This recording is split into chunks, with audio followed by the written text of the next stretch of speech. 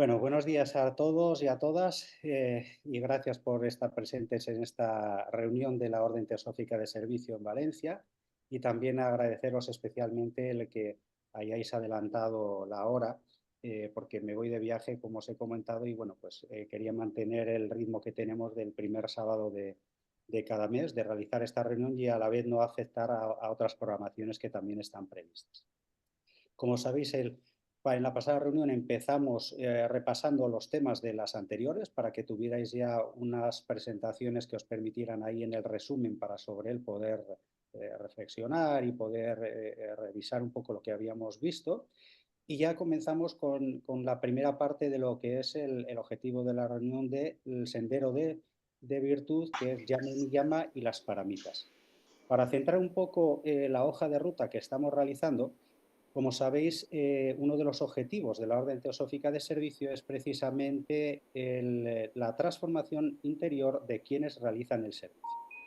Y con este propósito, os recuerdo lo que Pablo Sender en una de las presentaciones nos comentó, y es que la transformación interior es posible, pero esta ha de ser gradual e integral. Es decir, tiene que afectar a todos los aspectos de la personalidad.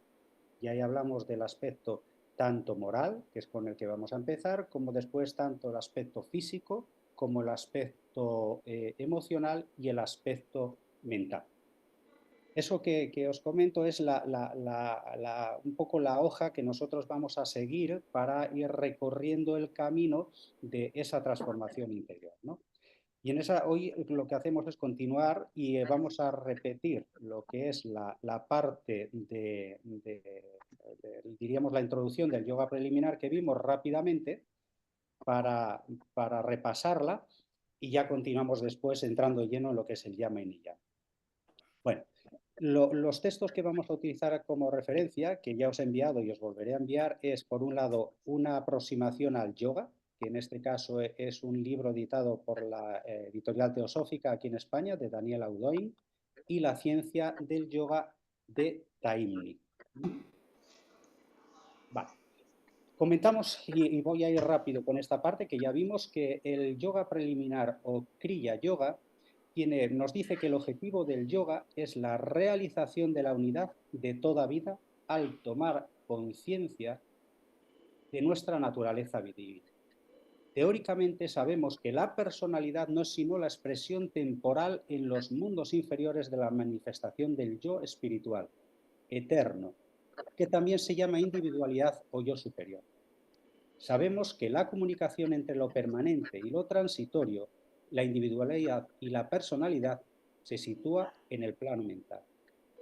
Existe allí una especie de puente, un canal destinado a establecer una comunicación recíproca y constante entre esos dos componentes del otro. Pero para cumplir eficazmente con su misión, un puente debe ser amplio, sólido y debe estar despejado para que la circulación pueda ser fácil y resulte fluida. Ahora bien, en el estado actual de las cosas, nuestra mente se presenta como un puente estrecho, frágil y obstruido por 1000 pensamientos incontrolados, instalados ahí y que se niegan a dejar paso. El trabajo del yoga consistirá en despejar la mente, consolidarla y ensancharla, para que la existencia del yo espiritual sea perceptible para nosotros, es decir, para que el conocimiento teórico llegue a ser una realidad percibida en lo que se llama una toma de conciencia. Las técnicas del yoga, incluidas las del yoga preliminar que vamos a estudiar a continuación, tienen, por tanto, todas como único objetivo esta clarificación de la mente. Continuamos. La expresión Kriya Yoga, que generalmente se traduce por yoga preliminar o preparatorio, significa también yoga práctico. En la etapa del yoga preliminar se trata de aprender los rudimentos de una ciencia, la ciencia del yoga, y después seguir etapa tras etapa hasta los niveles superiores. Tapas Svajjaya e Isvara Pranidhana constituyen el yoga preliminar. Patanjali 2.1. Provisionalmente se puede traducir de la siguiente manera: la purificación, el estudio y la entrega a Dios constituyen el yoga preliminar. Tapas la purificación consiste en quemar, eliminar las impurezas de nuestros vehículos inferiores con el fin de liberar progresivamente el oro puro de nuestra naturaleza divina. Los instructores presentan tapas como una disciplina de vida, una disciplina global y no como una determinada restricción que se ejerce sobre tal o cual aspecto de nuestro comportamiento. Se trata de adoptar una conducta seria y correcta en los mínimos detalles que producirá una purificación equilibrada y armónica, una eliminación de las impurezas más toscas de la personalidad, lo que es indispensable antes de abordar la práctica del yoga propiamente dicha. Si nuestra vida es más correcta, se eliminarán muchas complicaciones. Nuestra mente está hostigada por gran cantidad de problemas que no son sino el resultado de una conducta incorrecta. Cuanto más correcta sea en actos, en palabras, en sentimientos, menos problemas tendremos y nuestra mente estará menos atiborrada. Svadhyaya, estudio, palabra que se puede traducir como estudio con la condición de entender bien lo que es el estudio espiritual. En su sentido estricto, es el estudio de las escrituras sagradas, es decir, la filosofía del yoga, y en su sentido más amplio, es el descubrimiento de todo el conocimiento por uno mismo y en uno mismo. En ningún caso se trata de acumular conocimientos que, si no se asimilan, correrían el riesgo de atiborrar la mente antes que aclararla. Cuando abordamos los textos que nos transmiten las escrituras sagradas, puede suceder que leamos con avidez un libro tras otro con el entusiasmo del neófito, almacenando un conocimiento que, si bien queda en los cajones de la memoria, no alcanzamos a incorporar dentro de nosotros. En ese momento tenemos la cabeza llena de enseñanzas espirituales, y bien puede ser que no hayamos avanzado ni un paso en el camino de la realización práctica. Tal vez nuestra mente se haya ampliado gracias a ese estudio, pero al mismo tiempo se ha atiborrado. Y el yo, orgulloso de su nuevo saber, ha quedado más fortalecido, lo cual es contrario al objetivo del yo. Svadhyaya no significa almacenar, sino asimilar. Aprender reflexionando. ¿Os acordáis que Blavatsky nos decía leer 10 minutos y reflexionar durante horas? Pues aquí nos vuelven a repetir, leer lentamente, ir hasta el fondo de las cosas, masticar y volver a masticar una frase antes que leer rápidamente un capítulo tras otro. Svadhyaya es buscar por sí mismo, con una reflexión profunda y constante. No se puede estar leyendo todo el día, pero se puede reflexionar profundamente durante todo el día. Todo puede ser objeto de estudio espiritual, no solo las enseñanzas que se encuentran en los libros o en las conferencias, sino también esa otra enseñanza que nos ofrece el libro de la vida. Isvara Pranidhana, reverencia hacia la vida.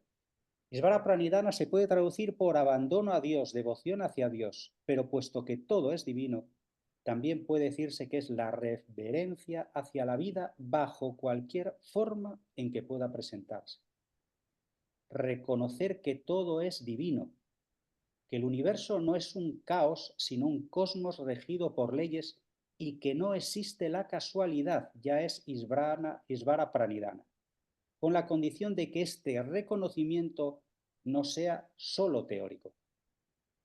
Es una colaboración activa con la voluntad divina, con el desarrollo del plan divino, una comprensión profunda del karma. Es una eliminación paulatina de todas las reacciones de rechazo que constituyen una causa importante de agitación mental. El sentimiento de injusticia, los celos, la cólera, la impaciencia, la aversión, la repulsión no son sino reacciones de rechazo. En nuestra vida todo pasa como si aceptáramos el plan divino a grandes rasgos, pero no en los pequeños detalles del día a día. Isvara Pranidhana significa ver la voluntad divina hasta en los mínimos detalles de nuestra vida. en los acontecimientos aparentemente más insignificantes, en los encuentros más efímeros. De este modo, karma se convierte en el instructor y deja de ser únicamente el justiciero. Karma nos presenta lo que debemos hacer cada día, cada minuto. Comprender esto nos conduce a sentirnos un instrumento en manos de lo divino, un servidor atento y confiado en lugar de una marioneta totalmente pasiva. Una actitud como esta es un factor muy potente para la clarificación de la mente. Los pensamientos de inquietud, de angustia, de recriminación, tan difíciles de eliminar, van a disolverse a medida que aumente nuestra confianza. Por lo tanto, en la etapa del yoga preliminar, Isvara Pranidhana puede traducirse por el desarrollo de una actitud de reverencia y de confianza a la vida, tanto en su conjunto como en los detalles, y de colaboración con la voluntad divina tal como nuestro karma nos la presenta. En resumen, es toda la personalidad la que está incluida en el trabajo de purificación de etapas y la que se convertirá en un instrumento que confía en lo divino.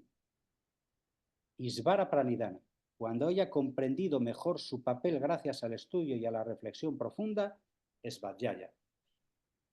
Llevar una vida correcta, aprender a reflexionar cada vez más profundamente y desarrollar una actitud de confianza en la vida.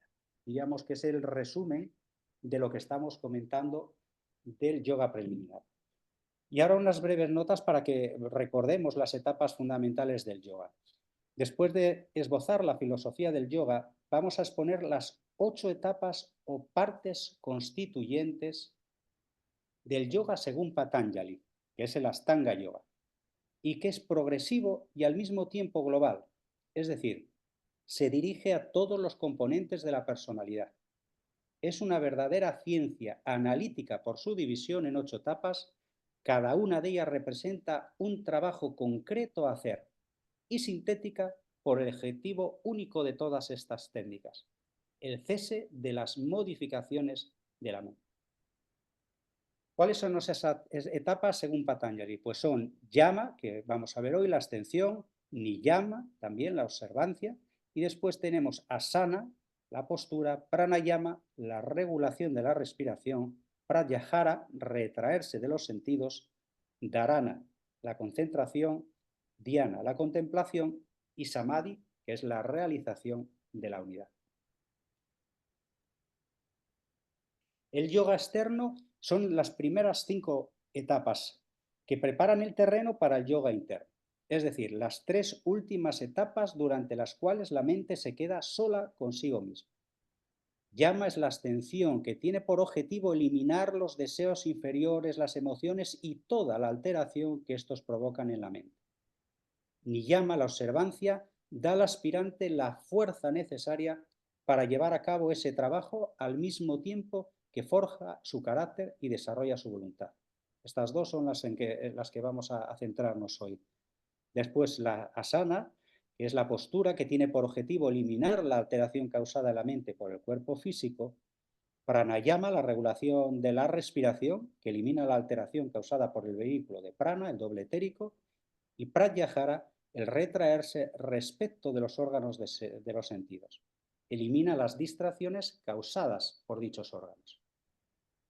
Y finalmente el yoga interno, dharana, la concentración, que trata de conducir constantemente hacia la mente hacia un tema concreto y de eliminar las distracciones procedentes de la misma mente, trata de inmovilizar la mente.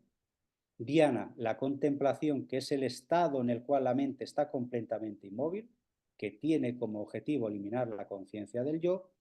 Y samadhi, que representa la fusión entre el observador y el objeto de observación, es decir, es la realización de la unidad.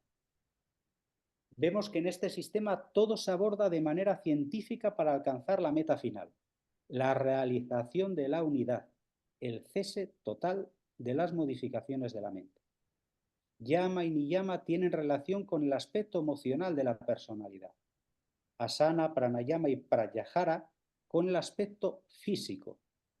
Dharana y dhyana con el aspecto mental.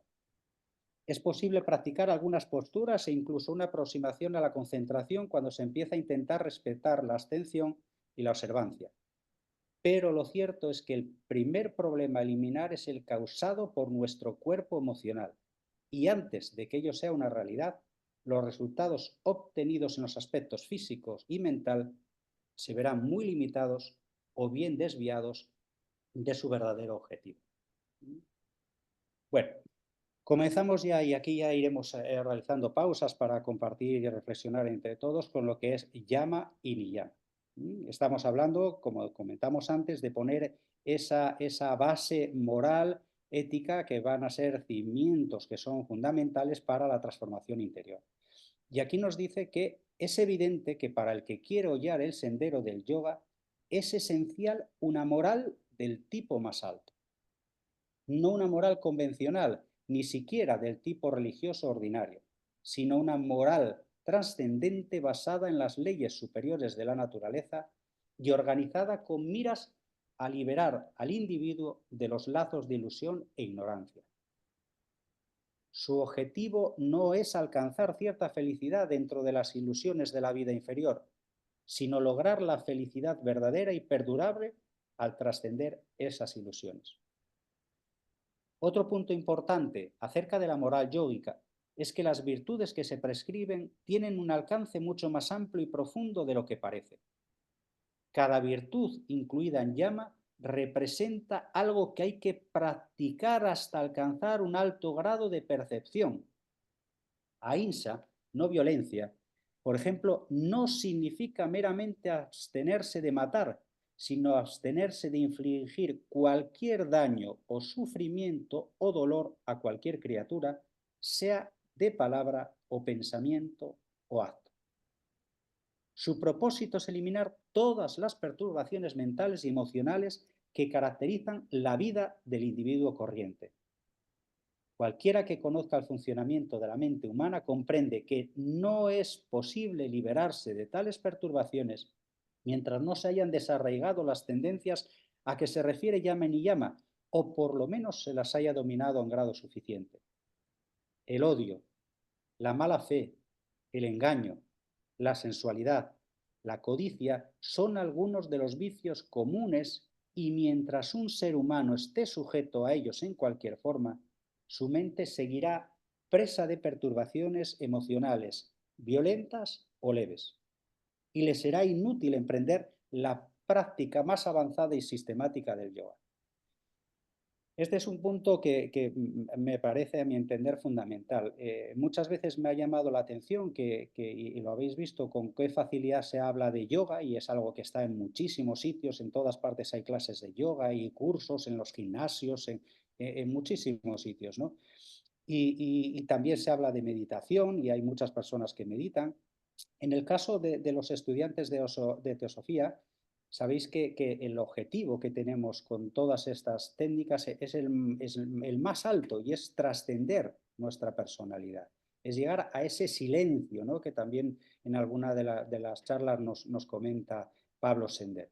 Y para ello, creo que no es posible, como aquí nos dicen, el que simplemente a lo largo de nuestro día lo que hagamos es que no cuidar al máximo todos esos comportamientos, que sea igual que lo que hacemos, y que en cambio cuando llega el momento de meditar intentemos que esa media hora de meditación es donde queramos conseguir los resultados que buscamos. Creo que la meditación, creo que todo ese trabajo que hacemos de concentración en el tiempo que dediquemos en el día, tenemos que prepararlo en el resto, ¿no? En el resto. ¿Y eso qué supone? Que tengamos en cuenta todos estos aspectos. Es fundamental que los tengamos en cuenta para que luego, cuando llegan los momentos de meditación, realmente nos ayuden a conseguir el objetivo que perseguimos. Y empezamos con las abstenciones, lo que es llama ni llama. Llama en este caso abstenciones. Comencemos por el estudio de las 5 abstenciones. Ahimsa, abstenerse de la violencia. Satya, abstenerse de mentir. Absteya, abstenerse de robar. Brahmacharya, abstenerse del deseo de los placeres de los sentidos. Y aparigraha, que es abstenerse de la tendencia a acumular pertenencias. Una lectura rápida y superficial de estas directrices parece no aportar nada nuevo respecto a la moral tradicional, especialmente las tres primeras. Pero si reflexionamos un poco, descubriremos que cada uno de estos preceptos va mucho más allá de las simples prohibiciones convencionales. Y empezamos con ahimsa, la no violencia, no matar, no herir. Los llamados criminales no tienen la exclusiva del crimen y de la violencia, pues se puede matar física o moralmente, se puede matar parcialmente. Herir a alguien es matar algo dentro de él. La verdadera no violencia exige una gran atención, pues existen 1000 maneras de herir sutilmente a los que nos rodean. Ahimsa o abstención de causar daño denota una actitud y comportamiento hacia toda criatura viviente, basados en el reconocimiento de la subyacente unidad de toda vida. Como la filosofía yógica se basa en la doctrina de la vida una, es fácil ver por qué la conducta externa debe conformarse a esta ley de vida. Si entendemos perfectamente este principio, se nos facilitará aplicar este ideal en nuestra vida. El aspirante que desea perfeccionarse en la práctica de ahimsa mantiene estricta vigilancia sobre su mente, emociones, palabras y actos y regula su vida de acuerdo con su ideal.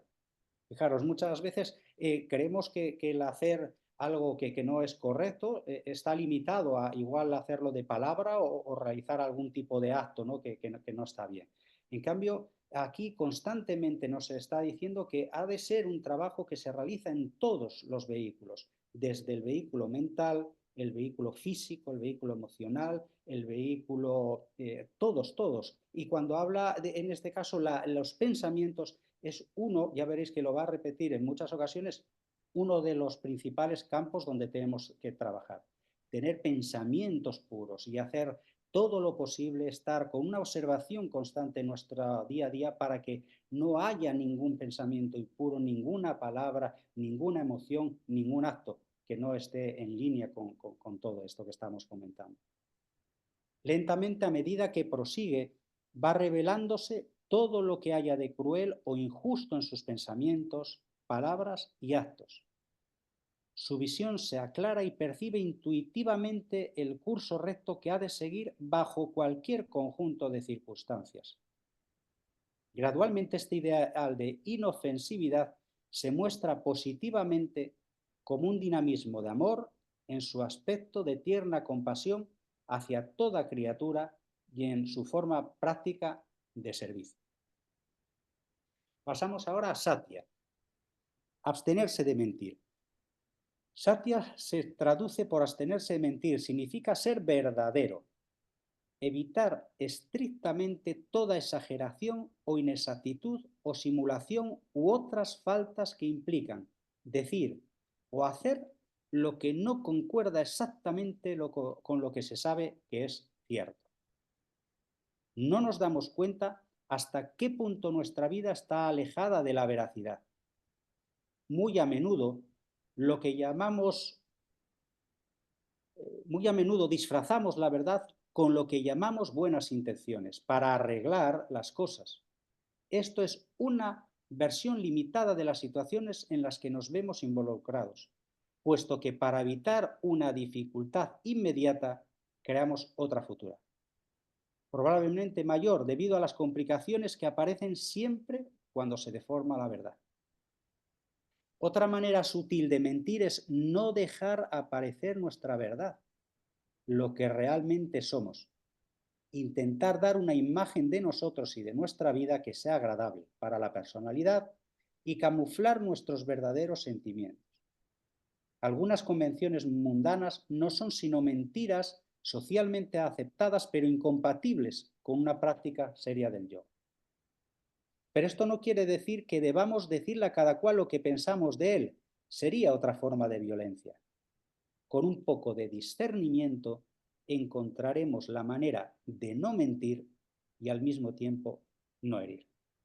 Fijaros, con un poco de discernimiento encontraremos la manera de no mentir y al mismo tiempo no herir. Todo cuanto vaya contra la ley de la verdad nos desarmoniza y crea tensiones mentales y emocionales que nos impiden tranquilizar y armonizar la mente. Astella, abstenerse de robar. Robar es apropiarse de algo que no nos pertenece. Solamente se condena la forma más burda del robo, la sustracción, hurto, etc. Pero existen otras formas de robo que no parecen reprobables. Por ejemplo, aprovecharse de algo que no es para nosotros, aprovecharse de los conocidos o de una situación dada para obtener alguna ventaja o algún privilegio. Es una manera deshonesta de la que no somos plenamente conscientes. Astella no debe, pues, interpretarse meramente como no robar, sino como abstenerse de toda forma de apropiarse de lo ajeno. La aspirante a yogi no puede tomar nada que no le pertenezca, no solo en forma de dinero o bienes, sino también en forma de cosas tan intangibles y, sin embargo, tan preciadas como aceptar crédito por algo que no ha hecho, o privilegios que propiamente no merece. Pero solamente cuando uno logra eliminar hasta cierto punto esta tendencia a sus formas más crudas, es cuando empieza a percatarse de sus formas más sutiles, que están entretejidas en nuestra vida y de las cuales difícilmente nos damos cuenta. El que intente hollar el sendero del yoga superior tiene que proceder sistemáticamente a eliminar todas esas tendencias indeseables, hasta borrar los últimos rastros de ellas y dejar su mente pura y tranquila. Debería practicar estas virtudes como un bello arte, buscando un refinamiento cada vez mayor en la aplicación de los principios morales a los problemas de su vida cotidiana. Brahmacharya, abstenerse del deseo de los placeres de los sentidos. A menudo brahmacharya se interpreta como simplemente la castidad en materia sexual y se confunde castidad con la abstención del acto sexual. Como consecuencia de todas estas confusiones, el neófito o bien ignora totalmente esta regla y pospone su estudio para más adelante, o bien se impone brutalmente una abstinencia que puede llegar a ser desastrosa para él y para los que le rodean. Brahmacharya afecta a todos los sentidos: la vista, el oído, el olfato, el tacto, el gusto, al igual que el sentido relativo a los órganos de la reproducción. También debe entender el sentido exacto de esta palabra. Brahmacharya no significa abstenerse de los placeres sensuales. Quiere decir abstenerse del deseo de esos placeres. Es imposible vivir sin sentir, apreciar la belleza de un paisaje, el perfume delicado de una flor, la pureza del canto de un pájaro. Son placeres sensuales que el aspirante puede sentir de una manera más sutil a medida que avanza en su evolución, sin por ello entorpecerla para nada. Pero desde el momento en que nace el deseo de repetir un placer sensual, por sutil que sea, empiezan las complicaciones, los cálculos y la agitación mental. Y estos sí son un obstáculo mayor para avanzar en el sendero del yoga. Así pues, hay que actuar sobre la actitud interna en vez de hacerlo sobre la externa, sobre el proceso del deseo sensual y no sobre una expresión concreta de dicho deseo. Aparigraha, abstenerse de acumular pertenencias. Aparigraha significa abstenerse de acumular pertenencias en todos los campos, tanto el de las cosas materiales como en el campo de las ideas del conocimiento. No afecta al hecho de poseer algo, sea en el campo que sea, sino al apego a lo que se posee o al deseo de no tener de tener lo que no se tiene. De ahí la envidia, el deseo de tener lo que pertenece a otros, incluso si se trata de una cualidad moral. Aunque el apego no dependa de la importancia de lo que se tiene, es más fácil practicar aparigraha si se tiene poco. Esto me recuerda a una frase de Francisco de Asís que decía algo así como: necesito poco y lo poco que necesito, lo necesito poco, que me llamó la atención y me gustó mucho, ¿no? También creo que era Sócrates el que cuando iba al mercado en Atenas, a sus discípulos le preguntaban, ¿no? Porque les llamaba la atención, pero maestro, ¿qué hace? ¿Qué es lo que busca aquí en el mercado? ¿No? Porque estaba lleno de cantidad de cosas de todo tipo, ¿no? Y él les contestaba que le gustaba ir al mercado porque así veía las cosas que no necesitaba. Era una manera de disfrutar de ver tantas y tantas cosas que hay, pero que realmente no necesitaba. Bueno, primero tenemos que emplear el tiempo y energía en acumular cosas que realmente no necesitamos. Luego en mantener y conservar las cosas que hemos acumulado. Las preocupaciones y ansiedades aumentan en proporción con lo que acumulamos. Finalmente, el constante temor a perder las cosas, el dolor y la angustia cuando perdemos algo y el remordimiento de dejarlas atrás cuando uno se despide de este mundo. Sumemos todos estos factores y veremos el desperdicio tan colosal de tiempo, energía y fuerza mental que todo esto representa. Por eso, el que aspira a yogi reduce al mínimo sus posesiones y requisitos y elimina de su vida todas esas acumulaciones y actividades innecesarias que queman sus energías y son una fuente constante de perturbación para la mente.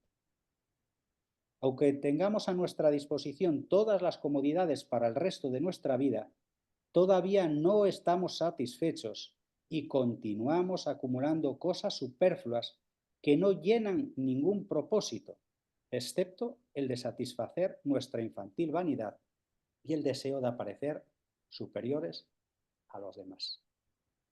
Vale, perfecto. Bueno, ya el objetivo era recorrer y ponernos, diríamos, al día en cuanto a Yama y Niyama.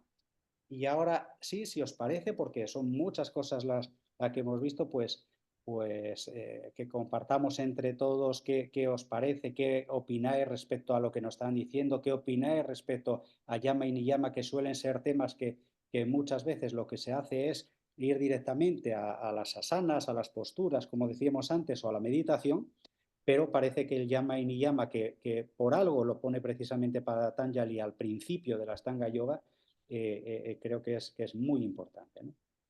Bueno, vosotros diréis, ¿qué pensáis de todo esto que hemos visto? ¿Quiere hablar? ¿Sara?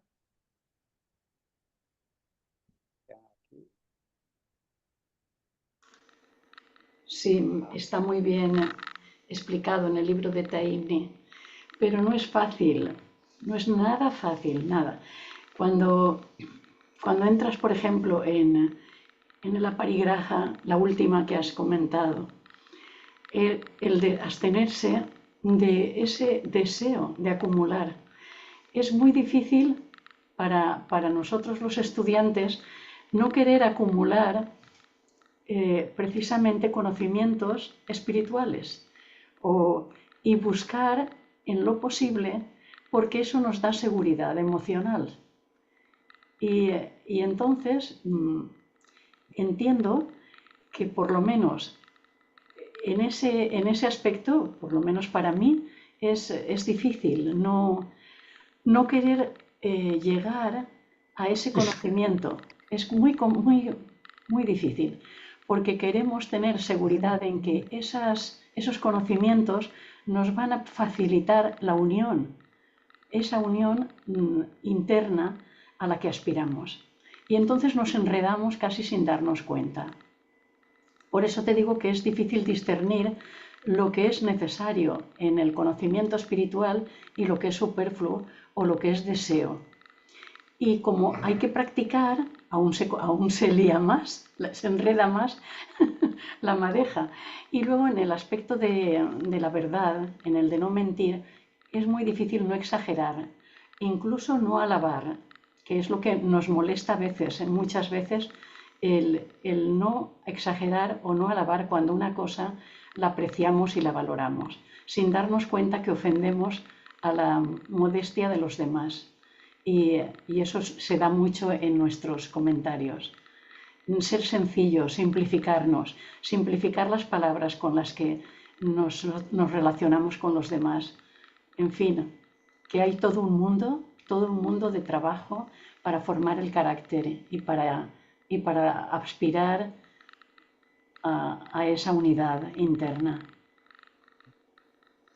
Mira, Sara, creo que precisamente en eso que comentas, del acumular, ¿no? Esos conocimientos, ¿no? Y evitar ese peligro, creo que el servicio y la práctica, como tú comentas, en el día a día es fundamental, ¿no? Porque al menos en mi caso, eh, diríamos que toda esa rueda de estudio, meditación, reflexión, servicio, estudio, otra vez volver y volver, me sirve ver qué es lo que en mi día a día, por eso os acordáis que siempre insistimos en que todo lo que vamos a ver en las reuniones de la Orden Teosófica Servicio son cosas eminentemente prácticas que podamos llevar al día a día, porque creo que en eso está el poder conseguir esa transformación, ¿no? Cuando tú estudias, luego lo llevas a tu entorno, sea tu familia, amigos, en el trabajo, en cualquier entorno, te hace el poner en práctica esas enseñanzas, ver toda esta base de decir, oye, no robar, no mentir, la no violencia, pero no violencia como algo que muchas veces se parece que es físico, sino, oye, evitar las palabras con las que puedo herir en conversaciones donde uno igual no lo tiene en cuenta y una palabra está haciendo mucho daño a esa persona, ¿no? Todo eso es lo que me hace cuando luego hay cosas que veo que no me han salido bien, que no me han funcionado, volver otra vez a las enseñanzas para ver de qué manera sigo puliendo, ¿no? Y cada día más voy dejando aquellas cosas porque hay tal cantidad de textos, tal cantidad de libros, de conferencias, de vídeos tan inmenso que ni con varias vidas podríamos acabarlos, y llega un momento en que, al menos repito, en mi experiencia, que es de lo que os puedo hablar, me estoy centrando sobre todo en aquello que luego puedo aplicar. Y si veo que ese texto o esa conferencia, por muy interesante que sea, no la puedo aplicar luego en mi día a día, pues ya la descarto de forma natural y sigo avanzando, ¿no? Porque para que no me desvíe, ¿no? Es mi experiencia. No sé qué es lo que dirán el resto de compañeros.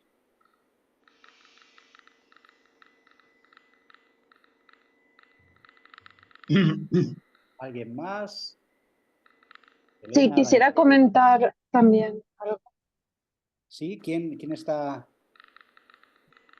¿Isis? ¿Me oye? Sí, Isis.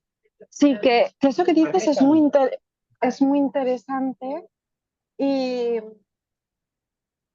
y lo que quería comentar es eso, es que uno tiene también que aceptar que es un proceso complejo y que no todo, y si no sale, pues no sentirse mal por ello.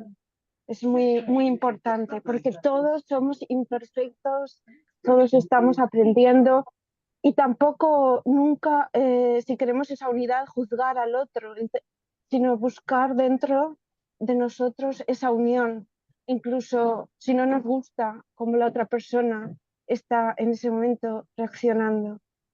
Eso es, dentro de mi experiencia, un paso que cuesta, pero que es algo que tenemos que tener muy presente, porque muchas veces, si queremos llegar a esta unidad, tenemos que observarnos, sobre todo ver qué cosas en nosotros mismos nos están, necesitan más atención para ser sanadas, ¿sabes?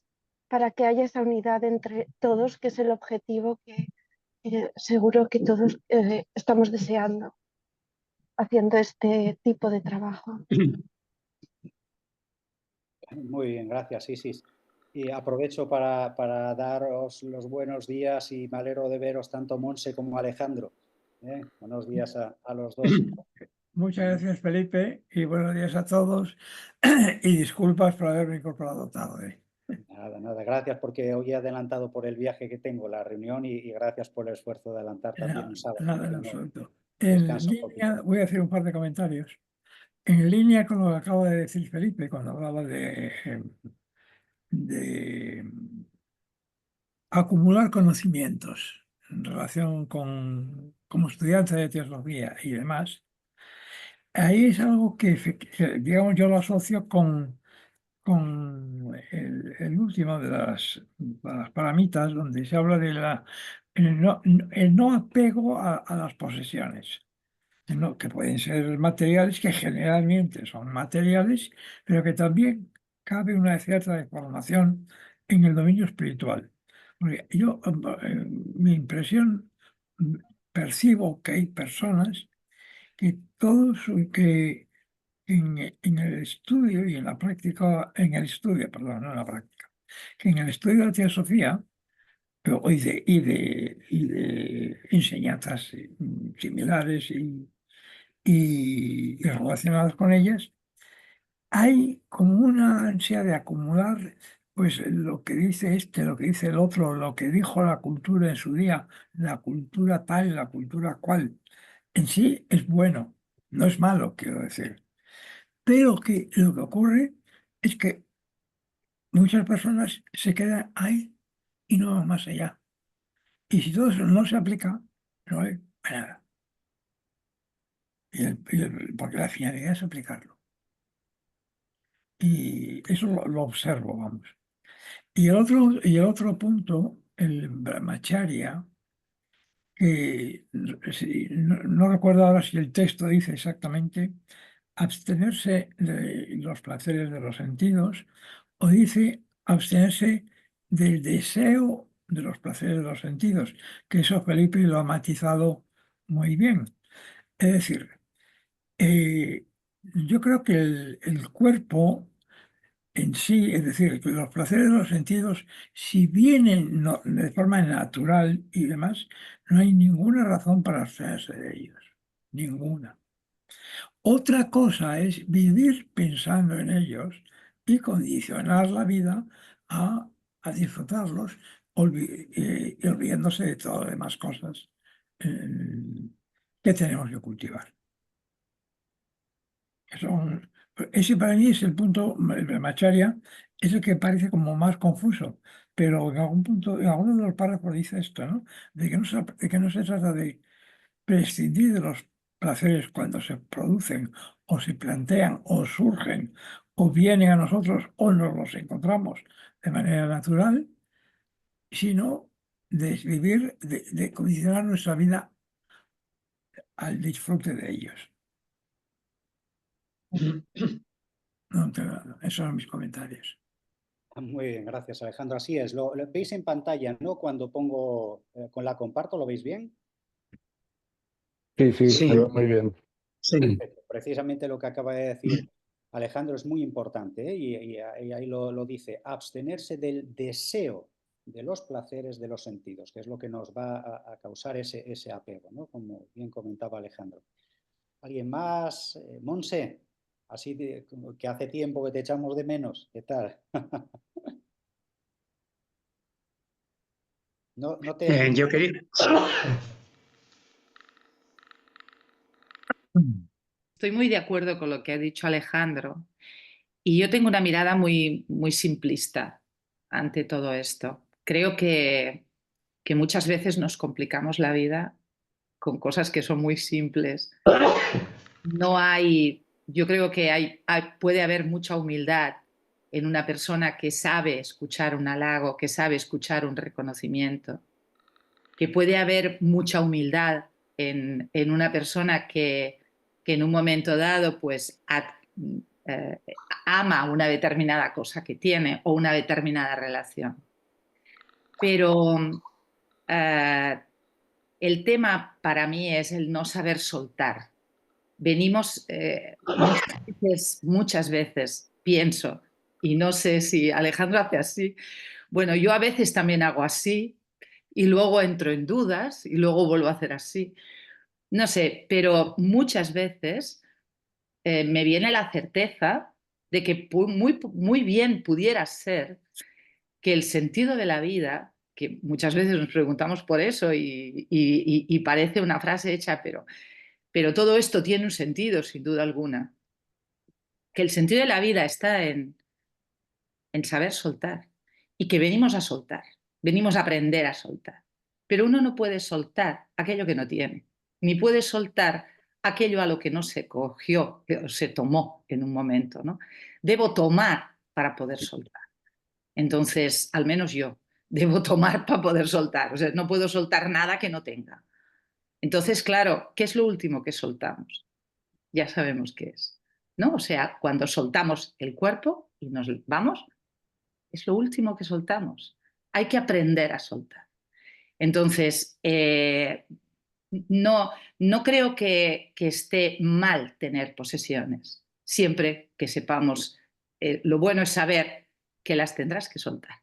No te vas a llevar nada, pero ¿está mal disfrutar? No, forma parte del juego, el disfrute y el placer, porque en un momento dado también tendré que soltarlo.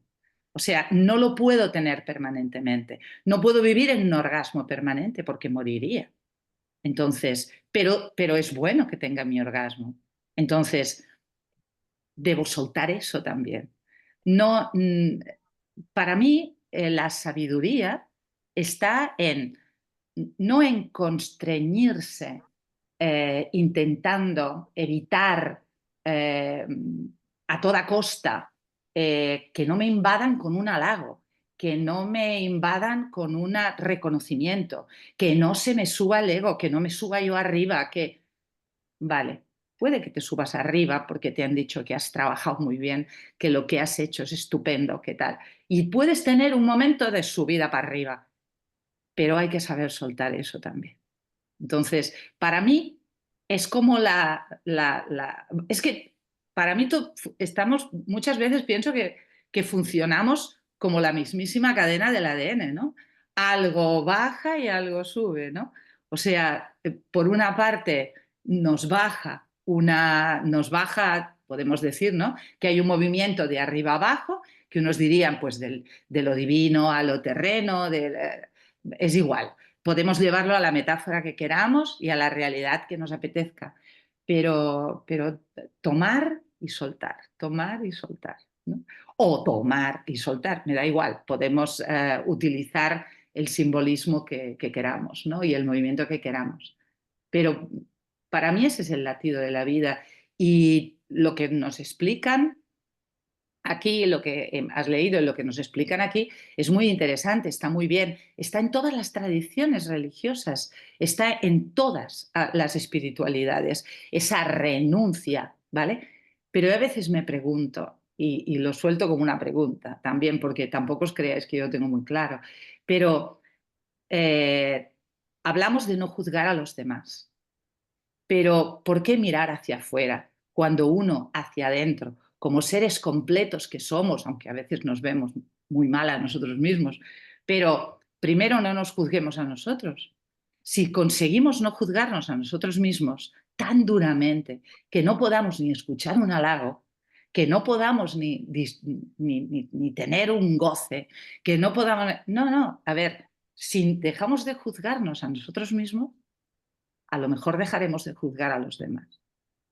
Si dejamos de exigirnos a nosotros mismos tanta perfección y tanta ansia de conocimiento y tanto todo, también, ¿no? Y después hay un antídoto para la gula de conocimiento.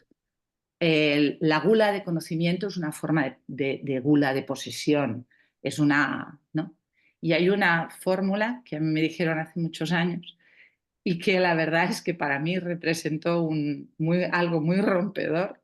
Me rompió por dentro aquello, porque yo soy profesora de literatura y soy una enamorada de los libros y tengo una biblioteca y me gustan y sigo leyendo, pero un gran maestro me dijo que los libros eran naturalezas muertas y que cuando estamos leyendo un libro estamos leyendo algo muerto. Estamos preparados y diseñados para aprender de la experiencia, para experienciar. Y todo lo que no se experiencia es conocimiento, es muerto. Y el libro, una biblioteca, a mí me ayuda a no subirme arriba con el tema del conocimiento, el visualizar una biblioteca como un cementerio, porque son cosas muertas, absolutamente. Es algo que escribió alguien que fue la experiencia de alguien que puede servir muy bien, pero nunca olvidar que eso, si no lo experiencias tú, es muerto. No sirve para nada. Bueno, ya está, ya me he enrollado suficiente.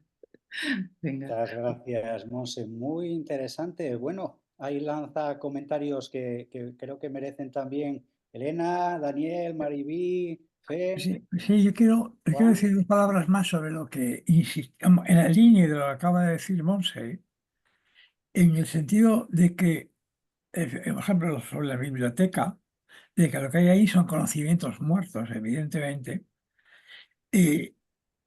pero que nos pueden ser útiles cuando los captamos, los leemos y los ponemos en práctica, les damos vida.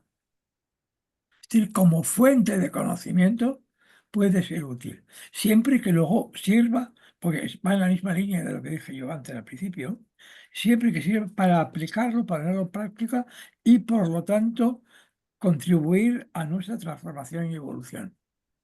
Y luego en cuanto al soltar, bueno, eso es claro, la forma de decirlo efectivamente que de soltar, que de hecho Monse es perfecta y muy sencilla y muy corta.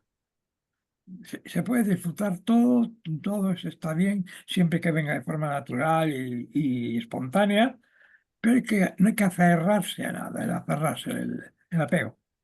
Es soltar, soltar, soltar. Bien, y la vida también hay que soltarla. Y en ese sentido comentar que evidentemente la vida, a medida que pasa, también ayuda al desapego de la misma. Porque a medida que uno va siendo más viejo y achacoso, por ejemplo yo, pues lógicamente el apego a la vida es menor.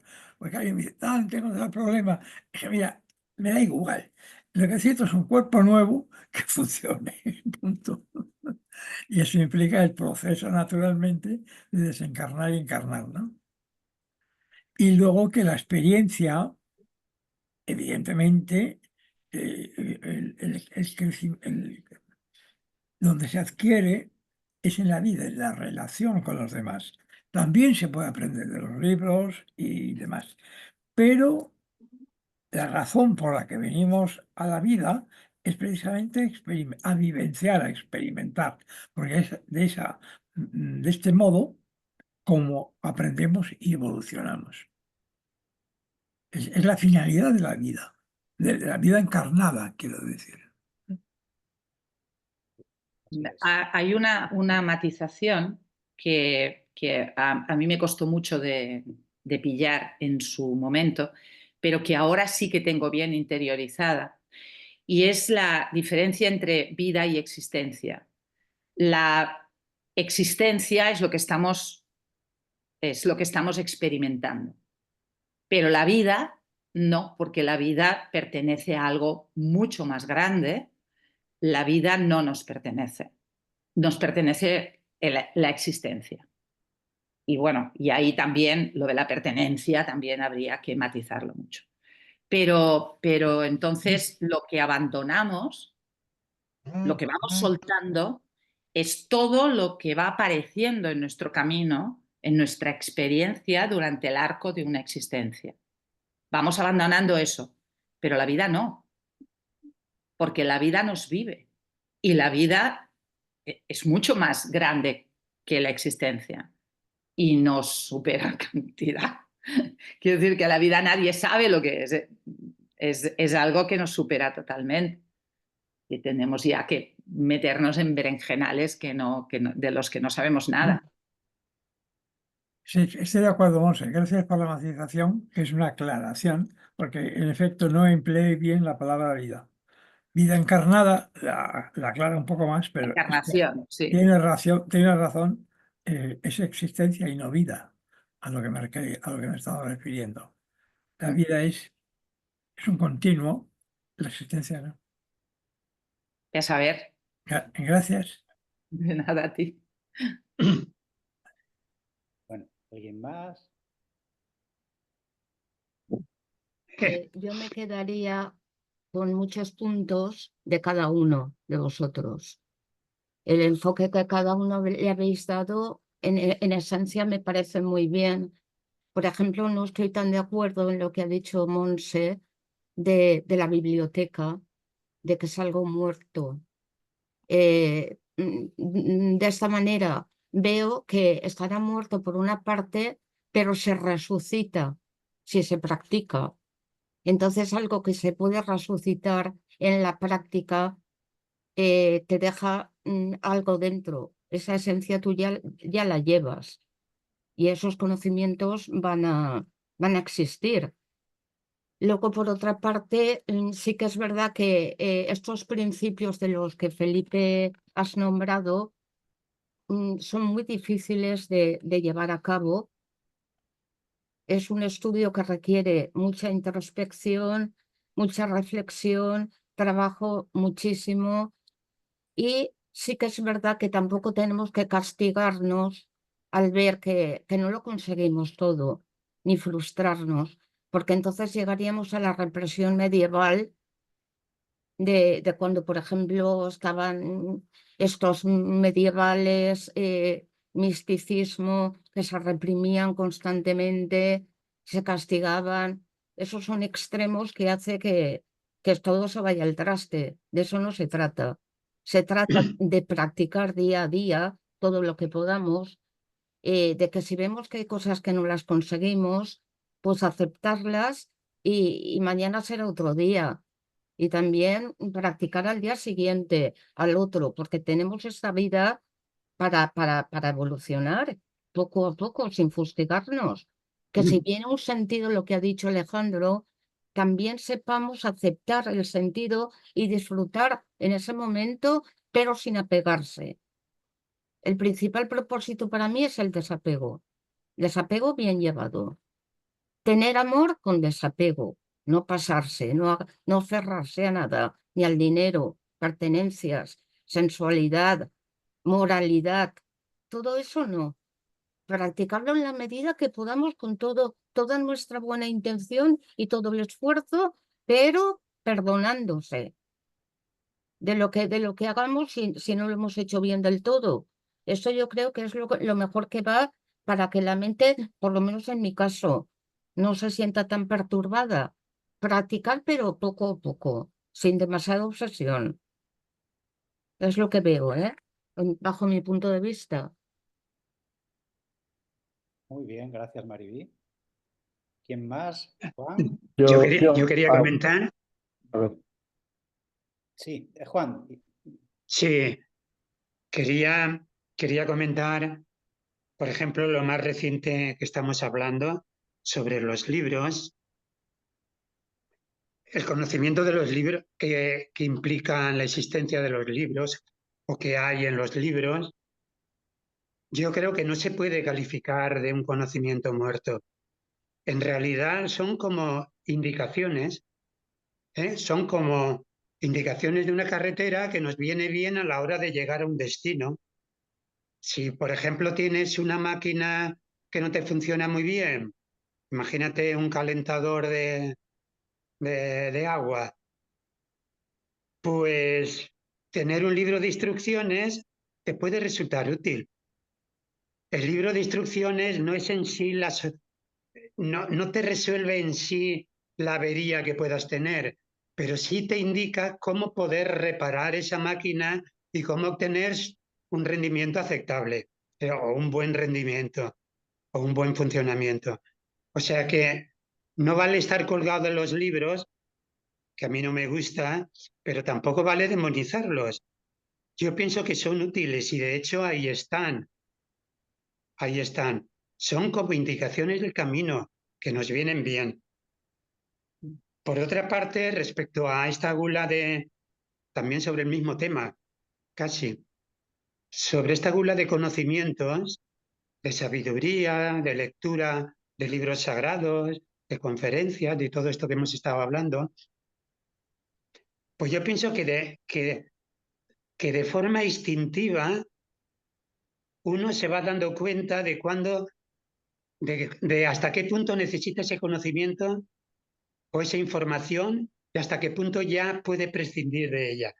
O sea, a priori no tienes por qué decidirlo, porque eso te pondría en un conflicto. Por una parte quieres escucharlo y por otra parte dices, joder, estoy colgado de esto todavía, ¿no? Es un conflicto. Pues si te escuchas, hay como una especie de sentido común dentro de ti que te dice, si es que tú ya no necesitas esto, ya no te aporta nada. Lo que tienes que buscar es otro tipo de cosas. Por ejemplo, vivenciar o darte cuenta de qué es lo que te está poniendo malo cuando ves al vecino de enfrente, o yo qué sé, cualquier otra historia, digamos, más vivencial. Pero eso uno lo siente dentro. Es lo que, por lo menos lo que yo experimento. Y de esa manera, poco a poco, se te va yendo, digamos, ese querer, ese apego, digamos, a esa sabiduría escrita. Y te vas acercando a una sabiduría más vivencial, más experiencial, pero de forma natural. Te tienes que escuchar a ti mismo, tienes que darte cuenta qué es lo que pasa dentro de ti, a nivel emocional y a nivel mental. Y ahí acaba, y ahí acabaría el conflicto. Si tú consideras que todavía determinados planteamientos teóricos te pueden aportar, pues de forma natural vas a por ellos y ves que efectivamente te aportan algo. Y si ves que no te aportan, pues lo dejas y poco a poco vas desapegándote de esa ansia de conocimientos, que por otra parte es normal, pues porque todos partimos de una falta de conocimiento, es decir, tenemos un patrimonio emocional, cognitivo, físico que no sabemos muy bien manejar. Por tanto, echamos manos de todo aquello que nos puede ayudar, entre ellos los libros, libros de todo tipo, de todo tipo. Pero poco a poco, conforme vamos dominando esta especie de máquina, maquinaria magnífica que somos, pues vas dejando de buscar información. ¿Por qué? Pues porque estás en otro tipo de cosas, otro tipo de, otro tipo de cosas llaman tu atención y te interesan más, de forma natural, sin conflicto, sin conflicto. Y lo del deseo está claro, ¿eh? Lo que nos ata es el apego, porque yo que sé, escuchar pues cualquier placer por ahí natural que nos llega, pues eso es magnífico. Además tenemos sentidos y lo tenemos pues para, aunque no queramos, nos llega. Aunque no queramos, esa información que nos resulta placentera nos llega. Otra cosa es que nos apeguemos a ella. Ya lo habéis comentado y yo estoy de acuerdo con vosotros. El apego es el que mata, porque nos esclaviza, hace que nuestra vida gire en torno a eso que estamos apegados. Y al final hemos de desapegarnos, como decía ahí una hermana, una compañera. Bueno, y eso es todo por ahora. Gracias. Muy bien, gracias. Gracias, Juan. Daniel, ¿te querías decir algo? Bueno, sí, compartir también mis reflexiones, con que igual no voy a decir nada diferente, ¿no? a lo que habéis dicho, pero pues con mis palabras, ¿no? Como yo lo entiendo, por el gusto de compartirlo. Em, Todo este tema de los deseos, ¿no? Que es a lo que nos tenemos que enfrentar todos, efectivamente, pues yo mis palabras son efectivamente el desapego o también la dependencia, ¿no? La dependencia a algo para ser feliz, pero para a mí lo que es importante para mí son los resultados. Es decir, eh, eh, cuando noto que tengo un deseo, pues que a lo mejor me domina, entonces mi felicidad depende de ese deseo y ya estoy esclavizado a algo. Cuando razonando, como se quiera decir, uno se da cuenta y se libera de de esa dependencia, el resultado es que me encuentro mejor. Entonces, ese resultado de estar mejor le da sentido a todo el discurso anterior, ¿no? De por qué es mejor trascender los deseos, es decir, que nuestra felicidad no dependa solo de todos los deseos que se han descrito. Es mi visión. Y en esta parte de los resultados, que claro, hacer esfuerzos sin tener presente el resultado, para mí no tiene sentido. Entonces, esto lo uno también con lo del conocimiento, los libros, que la verdad que yo comprendo todo lo que decís todos, y lo que ha dicho Montse de la naturaleza muerta, yo lo entiendo como que bueno, son conocimientos que ha expresado una persona en un momento del tiempo, pero que somos nosotros en nuestra presencia los que los podemos hacer vivos o no. Es decir, no confundir el conocimiento con la sabiduría o la presencia. Es decir, cuando buscamos conocimiento, no perder de vista lo que buscamos, ¿no? Es decir, qué objetivo buscamos al leer, al instruirnos, etcétera. Es decir, yo, por ejemplo, a mí ahora mismo la palabra que me viene es presencia, ¿no? Es decir, cuando los momentos que consigo estar presente, hay ausencia de deseos, incluido de leer y de conocimientos. Entonces, esos momentos para mí sí son beneficiosos y es como un test de que el camino es correcto en los esfuerzos que hago. Pues, no sé si me he explicado bien o no, pero era lo que quería transmitir. Es muy difícil las palabras, ¿no? para estos conceptos. Muchas gracias, Daniel. ¿Alguien más? Monse, ¿el micrófono? ¿El micrófono? Hola, si me permitís. Ah, Elena. Elena, y Sí, ahora te doy paso, Monse. Elena, muy bien. vale, yo lo que quería decir, a ver, es que todo conocimiento realmente, aunque sea intelectual, sí que apunta a un conocimiento interno, ¿no? Que progresivamente se va despertando. Entonces sí que hay un reflejo de ese plano mental, por decirlo así, cómo se va, cómo se va ampliando o cómo va abarcando o cómo se va desarrollando hasta llegar a ser intuición. Pienso que el conocimiento es bueno, lo cual no quiere decir que sea, o sea, que sea vital o sea, es vital en el sentido de que es necesario, pero como decir, no nos podemos aferrar a él, aunque sí estar en el punto ese de saber que ese conocimiento nos va a ayudar a como atravesar ese río hasta llegar a la parte intuitiva. Luego, por ejemplo, lo que dice Monse bueno, de los libros, que lo hemos comentado todos, creo yo. A mí me encanta lo de que es bueno, de que es un cementerio, porque lo veo muy visual, por decirlo así. No porque quiera decir que no sea igualmente importante, ¿no? Hay que saber dónde está el papel de cada cosa y saber utilizarlo cuando se requiere cada cosa. Entonces, por ejemplo, Salvador Paniker lo que decía, y a mí me encantaba, era que durante media vida la tenemos que pasar aprendiendo, por eso que decía Monse de que no puede dejar algo que no haya tenido antes.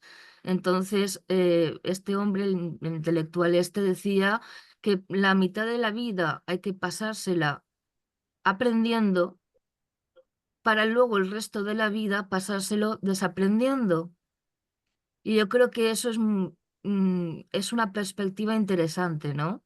Es decir, vamos acumulando conocimiento para luego dejarlo estar, dejarlo atrás, ¿no? Para luego avanzar y seguir hacia otras miras. Y bueno, sobre el apego, el deseo, yo creo que es importante tener esa motivación que nos ayude a querer ser mejores cada vez. Es decir, eso es lo más importante. No creo que se deba de perder nunca. Pero sí que es verdad que tenemos que renunciar o sea, no al hecho en sí, no al hecho en sí, por ejemplo, de leer libros, pero sí a la necesidad que tenemos de leer libros. Eso es lo que pienso yo, que la cuestión está en la necesidad, ¿m? En la dependencia, claro, como decía Daniel, en la dependencia, y que cuando maestro habla, lo que está dando es vida a esos libros muertos. Es el ejemplo claro de que es una vivencia viva, ¿no? De que es una experiencia viva. Y entonces, de alguna forma, lo está viviendo, aunque esté plasmado solamente, pero lo está llevando a la práctica. Y bueno, no sé, ¿qué me Muy bien, podéis decir de esto? muchas gracias, Elena. Y Monse, ¿querías decir algo? También. Ah, sí, perdonar, una última cosa. Lo importante que creo que es la autoobservación. La autoobservación o la atención la considero vital para el desarrollo del alma. Creo que está bien que nos podamos situar desde el plano del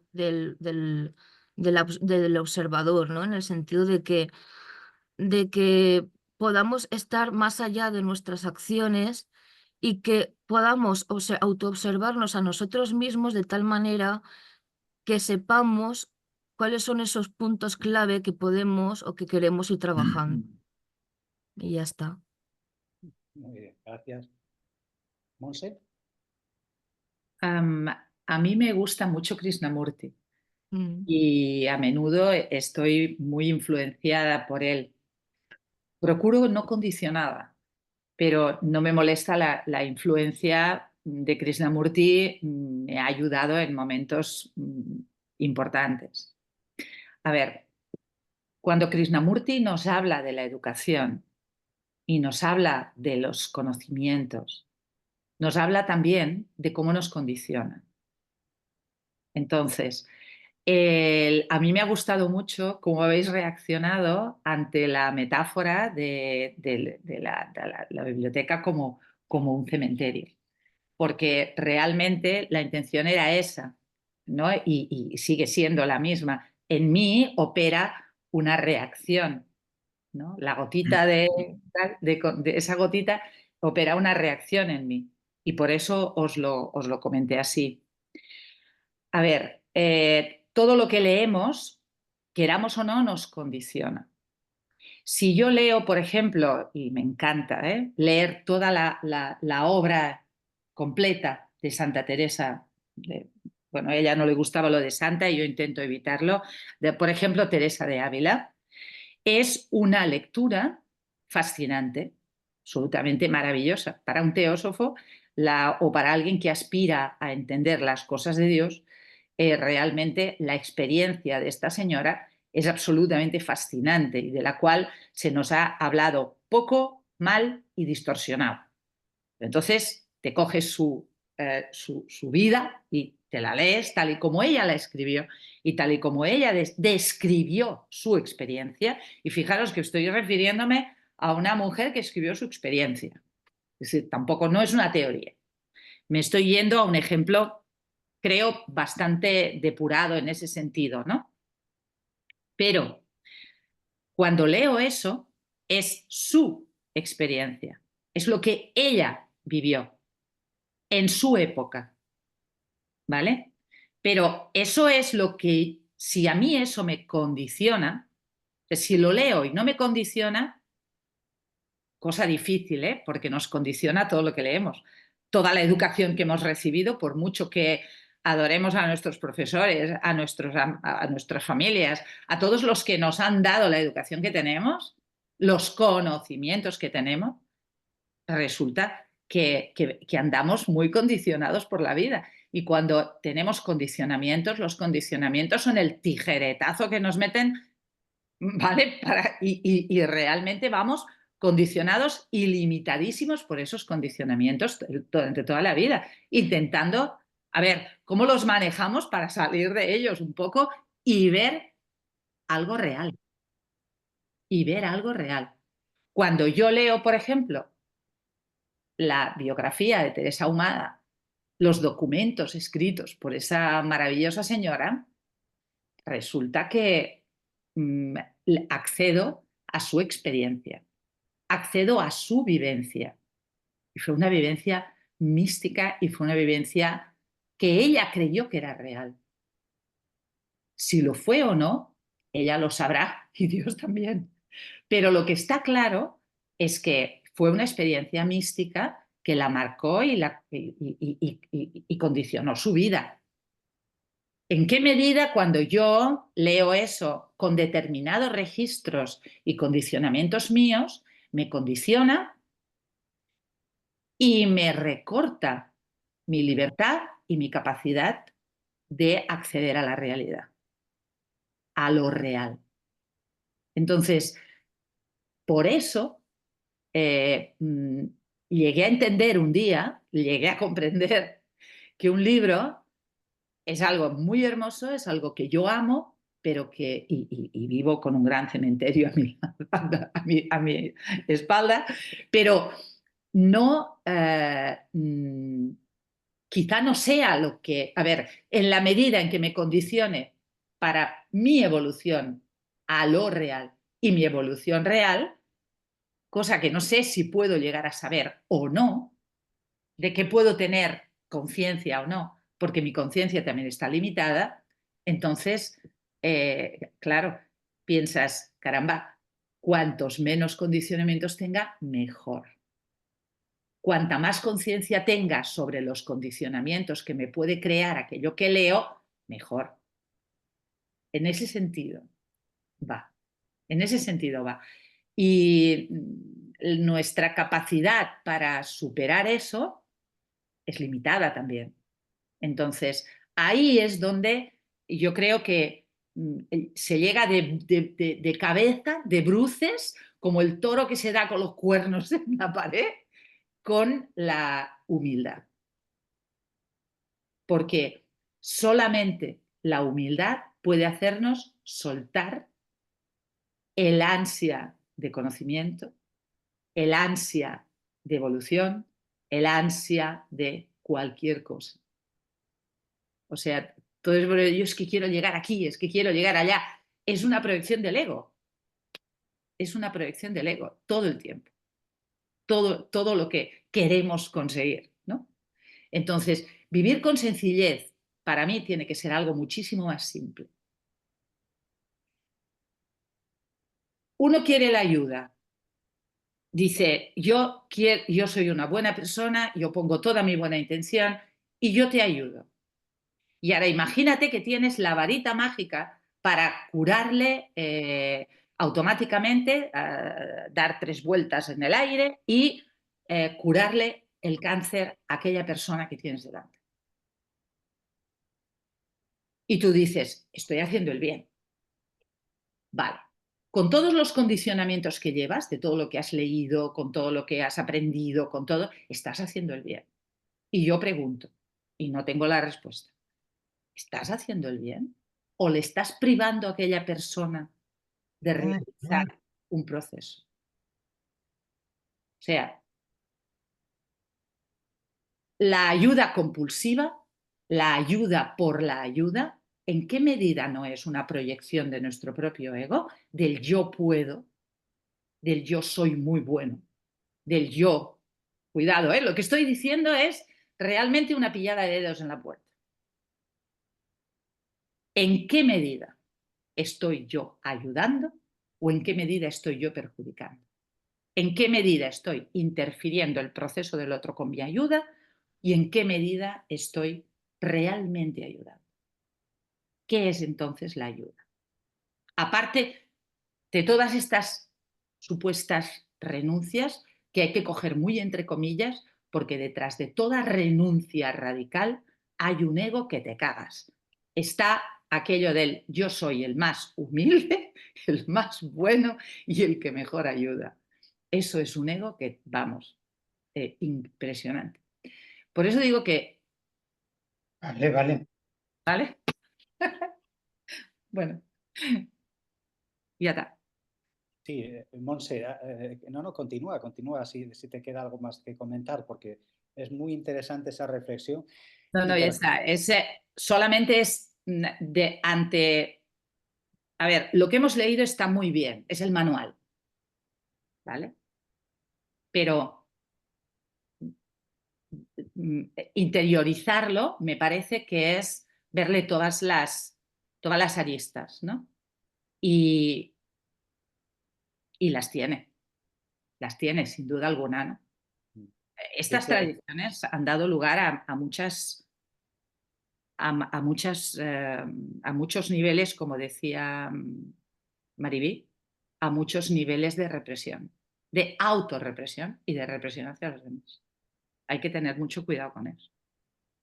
De hecho, en la primera charla que vimos de Ligia Montiel, donde hablaba precisamente del servicio desde la visión teosófica o como acción teosófica, una de las cosas que a mí me llamó la atención en línea con eso que tú comentas es que ella insistía en que el servicio lo damos al aspecto, a la parte espiritual de la otra persona, no a la personalidad. Con lo cual, eso cambia totalmente la visión. Y eso nos permite, y como ya decía también, el ayudar a aligerar la carga, no a quitar la carga. Entonces, como estamos viendo, el karma, el sufrimiento, son grandes maestros, y como tú dices, que ojo con que estemos quitando la posibilidad de aprender de ese sufrimiento, de aprender de ese error, de aprender de esa adicción, de aprender de todas estas cosas, ¿no? Y ahí yo creo que la respuesta es el discernimiento, es decir, estudiar mucho, vivir, estar presentes, estar muy atentos, reflexionar mucho, que es lo que nos puede llevar a que al final lo que hagamos esté basado no en algo que nos sale como reacción, sino en una respuesta donde, como dicen los maestros, en ese espacio entre la reacción y la respuesta es donde está la sabiduría, ¿no? Creo que por ahí es lo que a mí me parece. Daniel, dime, que tienes levantada la mano. Sí. Nada, es que escuchándolo quería repetir las palabras de Pablo Sender, porque es que creo que van al caso, es que las vi tan brillantes y tan aplicables a todo, que aunque lo repito como un papagayo últimamente, pero es que creo que van al caso.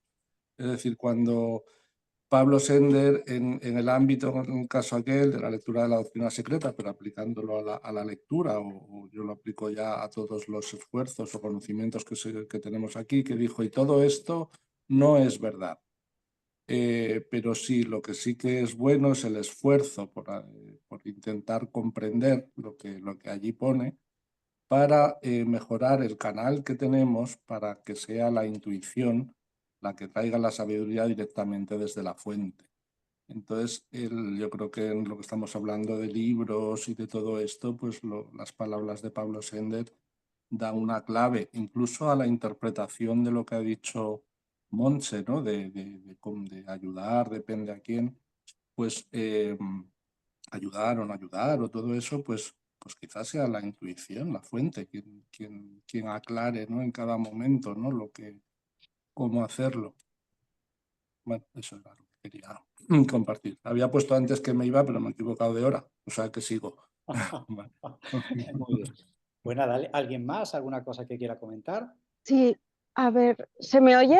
¿Que Sí, pierdo la conexión? perfectamente. Sí, que en este camino yo creo que una de las cosas fundamentales es tener en cuenta el miedo, que no haya ese miedo a equivocarnos y siempre tener presente el amor a uno mismo, que está incluido el perdón por nuestros errores y hacia los demás. Es algo que hay que tener siempre en cuenta durante todo el camino, que nadie es perfecto, pero está bien siempre querer, pues, buscar esa unidad y formarse y siempre, pues, ir trabajando esa intuición a través de la meditación y todas estas prácticas que nos conlleva a ello. Muy bien, gracias, Isis. Gracias a todas y a todos, porque la verdad que estas reflexiones, compartir esto es un regalo, ¿eh? Entonces, como vamos a un ritmo y queda mucho, porque esta presentación es muy, muy extensa, llegaremos hasta donde podamos, si os parece. Luego ya os la voy a enviar y en línea con lo que habéis comentado, os dejaré que ya en este mes, hasta la próxima reunión, le deis vida vosotros con la reflexión y con leer lo que no nos dé tiempo hoy a ver, porque creo que la verdad que lo importante es que podamos compartir entre todos y hablar, ¿no? Porque al fin y al cabo estamos hablando de nuestra vida, de nuestra experiencia, y que ese es el objetivo de todas estas reuniones, ¿no? Hablar y entre todos recorrer juntos el camino. Bueno, entonces, si os parece, seguimos ahora con lo que es las observancias. Vale. En un sentido general, las prácticas incluidas en Yama son morales y prohibitivas, mientras que las de Niyama son disciplinarias y constructivas. Las primeras son para colocar el cimiento ético y las segundas para organizar la vida del aspirante de modo que pueda seguir la disciplina yógica. Altamente rigurosa. Para cumplir con cualquier trabajo, sea cual sea, hay que tener la capacidad y la fuerza. Desarrollar estas cualidades es el objetivo de Niyama, las observancias, que son Saucha, la limpieza o pureza, Santosa, el contento, Tapas, la purificación, Svadhyaya, el estudio de sí mismo, e Isvara Pranidhana, el abandono a Dios o reverencia a la vida. Encontramos de nuevo los tres elementos que constituyen el yoga preliminar, que aquí se van a considerar de una manera más exigente como técnicas del yoga propiamente dicho. Saucha, limpieza.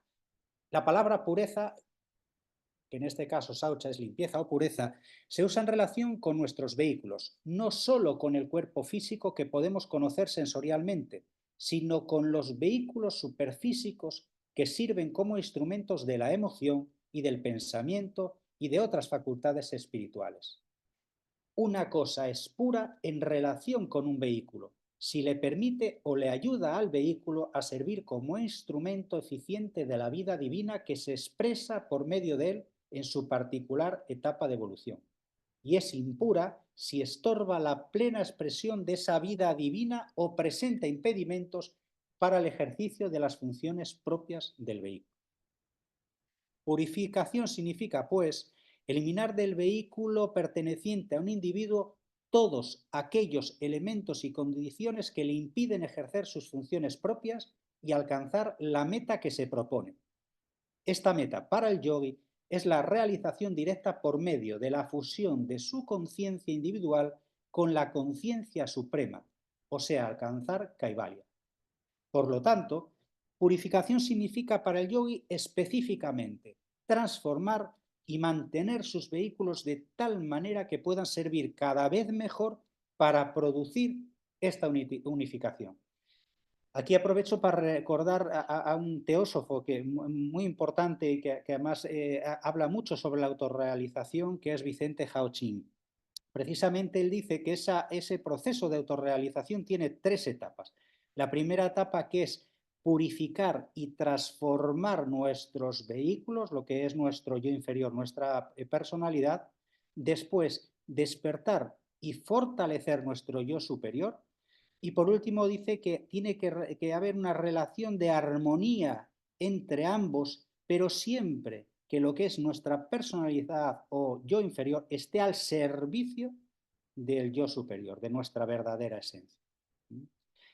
La pureza, si bien es funcional, depende en gran medida de la calidad del material de que está compuesto el vehículo. Es decir, depende no tan solo de su organización estructural, sino también de la clase del material incorporado en él. Si queremos traer a los vehículos inferiores las vibraciones altas y sutiles de las capas más hondas de la conciencia, debemos suministrarle el tipo de material justo y correspondiente. Todos los vehículos de cada alma individual están cambiando constantemente. La purificación consiste en reemplazar gradual y sistemáticamente el material comparativamente tosco de esos cuerpos por un tipo más refinado de material. En el caso del cuerpo físico, la purificación es comparativamente simple y se puede producir suministrándole al cuerpo el tipo correcto de material en forma de comidas y bebidas. Según el sistema hindú de cultura yógica, los alimentos y bebidas se dividen en tres clases: tamásicos, rajásicos y sádvicos. Solamente los que se clasifican como sádvicos le son permitidos al yogi, que está construyendo un vehículo físico puro y refinado. Las carnes, el alcohol y tantos otros accesorios de la dieta moderna hacen el cuerpo físico totalmente inútil para la vida yógica. Si un aspirante ha estado volviendo tosco su cuerpo por el uso de ellos, tendrá que pasar por un largo periodo de dieta cuidadosa para desembarazarse del material indeseable y refinar suficientemente su cuerpo. La purificación de los vehículos sutiles que sirven para expresar pensamientos y emociones se logra por un proceso diferente y más difícil. En este caso, las tendencias vibratorias hay que cambiarlas gradualmente, excluyendo de la mente todos los pensamientos y emociones indeseables y reemplazándolos constante y perseverantemente por pensamientos y emociones de una índole superior y más sutil. Al cambiar la tendencia vibratoria de estos cuerpos, la materia de los cuerpos va cambiando y después de algún tiempo, si el esfuerzo se continúa por tiempo suficiente, los vehículos quedan adecuadamente purificados. Para probar realmente la purificación de un vehículo hay que observar sus tendencias vibratorias normales. Una mente pura tiene pensamientos puros y siente emociones puras, fácil y naturalmente. A una mente así se le hace difícil mantener pensamientos y emociones indeseables. Del mismo modo que a una mente impura le es difícil mantener pensamientos y emociones elevados y nobles. Santosha, el contento. El contento no debe considerarse como una actitud pasiva, sino que por el contrario es un proceso muy dinámico que tiene por objetivo eliminar los constantes saltos de humor de la mayoría de las personas que mantienen la mente en un estado de desasosiego constante. Vivimos en un estado de descontento casi permanente. Lo que llamamos contento no es sino la reacción frente a acontecimientos felices y no es esa la actitud interior que Patanjali llama santosha y que es la capacidad de estar satisfecho pase lo que pase. Es decir, cualesquiera que sean los acontecimientos externos. Es aprender a no reaccionar instantáneamente ante el mínimo hecho, ante la mínima emoción. Ha de procurar permanecer en una condición de perfecta calma y serenidad, ocurra lo que ocurra en el mundo externo e incluso en el mundo interno de su mente. Cuando observamos nuestras reacciones con un poco de perspectiva, casi siempre nos damos cuenta de lo inútiles que han sido o bien que no tenían fundamento. Se podría considerar santosha como la capacidad de tener perspectiva y el efecto de esto sería retrasar y al final suprimir las reacciones emocionales que literalmente aprisionan nuestras vidas. La limpieza de la mente y las emociones es una preparación indispensable para la práctica de santosha. No puede haber contento perdurable, profundo y sólido mientras en nuestros vehículos subsistan pensamientos y sentimientos impuros. Tapas. Purificación. La acción de quemar las impurezas se ha presentado en el yoga preliminar como el hecho de llevar una vida correcta. Era la primera etapa en el camino de la purificación. Cabe preguntarse cuál es la diferencia entre saucha, la limpieza, a la que algunos llaman también pureza, y la purificación de tapas. Tal vez sea necesario plantearse que saucha consiste en limpiar el vehículo y tapas en transformar la misma naturaleza, es decir, intentar cambiar las vibraciones de nuestros distintos cuerpos para hacerlos menos restrictivos a la expresión del yo interior. Tapas se convertirá en una verdadera escuela de vida y se precisarán mayores esfuerzos de voluntad. La escuela de tapas, esencialmente la escuela de la voluntad, cualidad indispensable para que el hombre deje de ser esclavo de sus deseos inferiores y de identificarse con su personalidad. Representa una clase de prácticas diversas cuyo objetivo es purificar y disciplinar la naturaleza inferior y colocar los vehículos bajo el control de una voluntad férrea. En cierto sentido, toda la ciencia de la construcción del carácter con la cual purificamos y controlamos nuestros vehículos inferiores puede considerarse como una práctica de tapas. En el caso del hombre ordinario, la conciencia está sumamente identificada con el vehículo por cuyo medio opera. La práctica de tapas afloja gradualmente esta asociación, le permite a la conciencia separarse parcialmente del vehículo y este progresivo reconocimiento del vehículo como una parte del no yo va atenuando la conciencia de asmita o yo soy esto. Solamente cuando se ha adquirido hasta cierto punto este poder de disociar la conciencia de los vehículos es cuando el aspirante puede purificar y controlar efectivamente los vehículos y usarlos para los propósitos del yoga. Svadhyaya, el estudio de sí mismo. Es una palabra que se usa a veces en un sentido limitado para indicar el estudio de las escrituras sagradas, pero esto apenas es una parte del trabajo que hay que hacer. Una formación intelectual sólida es necesaria para alcanzar el éxito en cualquier esfera de trabajo científico, y como el yoga es una ciencia por excelencia, esto es cierto de ella también. Pero si bien se necesita un estudio completo y detallado, esto es apenas el primer paso, que es lo que hemos estado comentando también antes. El siguiente paso es recapacitar y reflexionar constantemente sobre los problemas más hondos que se han estudiado en su aspecto intelectual en los libros, vídeos, conferencias, etc. Esta reflexión constante prepara la mente para recibir de adentro el conocimiento real. Produce una especie de succión que atrae el aliento de la intuición a la mente. Cuanto más clara es su penetración en estos problemas, más se agudiza el deseo de adquirir aquel conocimiento trascendental a cuya luz se disipan por completo todas las dudas y se alcanza la paz de lo eterno. Esta recapacitación y reflexión sobre las grandes verdades fundamentales de la vida va tomando gradual e imperceptiblemente la forma de meditación en el sentido ordinario de este término, es decir, la mente se absorbe crecientemente en el objeto de la búsqueda. De suerte que aunque Svadhyaya comienza por un estudio intelectual, debe continuarse pasando por las etapas progresivas de reflexión, meditación, tapas, etc., hasta llegar a que el aspirante pueda obtener todo conocimiento, devoción desde adentro por sus propios esfuerzos. Entonces prescinde de toda ayuda externa, como libros, discursos, etc., y bucea dentro de su propia mente para buscar todo lo que necesita. Isvara Pranidhana, reverencia a la vida. En el yoga preliminar se presentó como una actitud de confianza en Dios, de confianza en la vida y de aceptación serena de nuestro karma. Lo que realmente significa una afirmación mental así es un reconocimiento de que la voluntad de Dios es suprema en el mundo que Dios gobierna y que uno se somete gozosamente a esa voluntad aunque la experiencia pueda no ser agradable. Es una actitud semejante a la de un súbdito leal hacia los mandatos de su rey.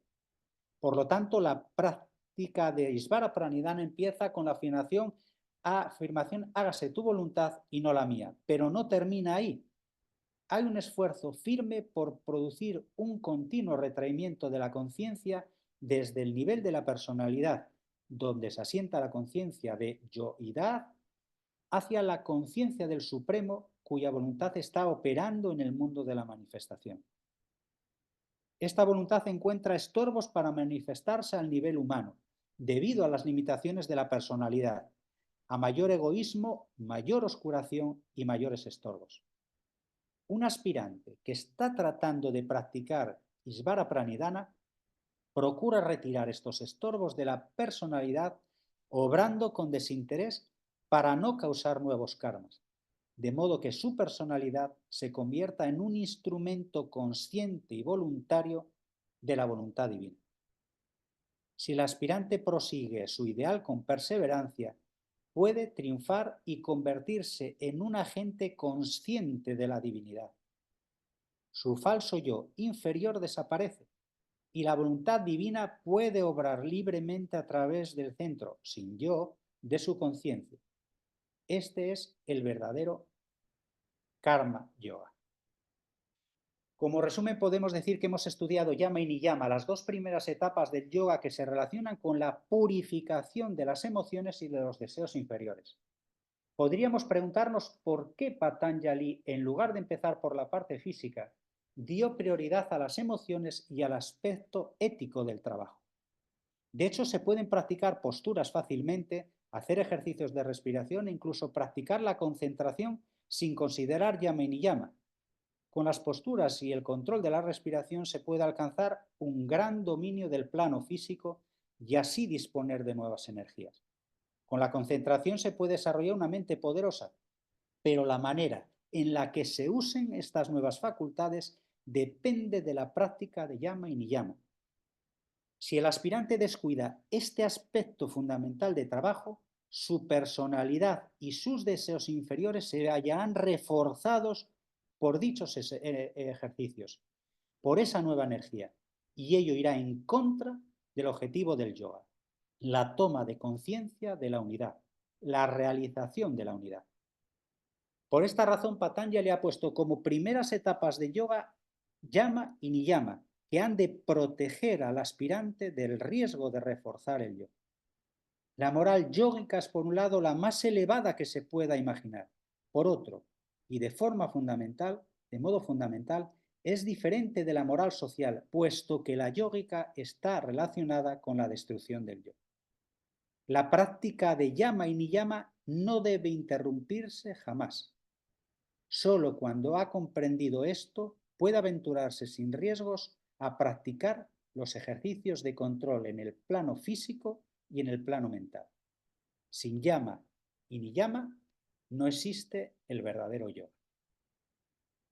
Bueno, aquí si os parece, tengo también, pero así aprovechamos estos últimos minutos para comentar sobre lo que hemos visto y os dejo, ya pues cuestión de tiempo, todo lo que es los paramitas. Veréis que aquí será sobre el trabajo, está hecho sobre un texto que es titulado sobre los paramitas, el sistema budista de la asociación de Breker, del verdadero corazón, y veréis que os habla, para que lo podáis estudiar o reflexionar en ellos durante este mes hasta la próxima reunión, de las paramitas, de la generosidad, nos habla de lo que es la conducta correcta, nos habla del comportamiento, del pensamiento, bueno, de muchos puntos que os dejo para que vosotros los estudiéis, y si os parece, aquí en la parte final de Niyama, que es donde estábamos, pues hago ya la pausa para que sobre esto,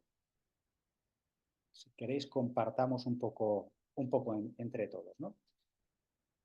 Bueno, ¿qué os parece? Después de las llamas, que nos decía, ojo, que esto es lo que tenemos que evitar, ahora vamos con todo lo que ya en el camino tenemos que trabajar, tenemos que desarrollar, tenemos que fortalecer.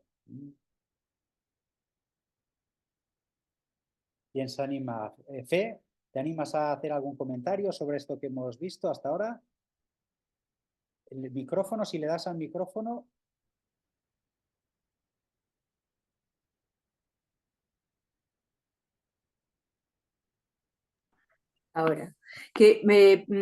Ahora, os agradezco muchísimo vuestros comentarios porque necesito reflexión. Y os agradezco muchísimo todo lo que estáis aportando para todos, que me parece muy interesante. Pero necesito reflexión. Muy bien, estupendo. Gracias. Gracias a ti, Fe, muchas gracias. ¿Alguien que se anime a comentar sobre esta parte? ¿Sara?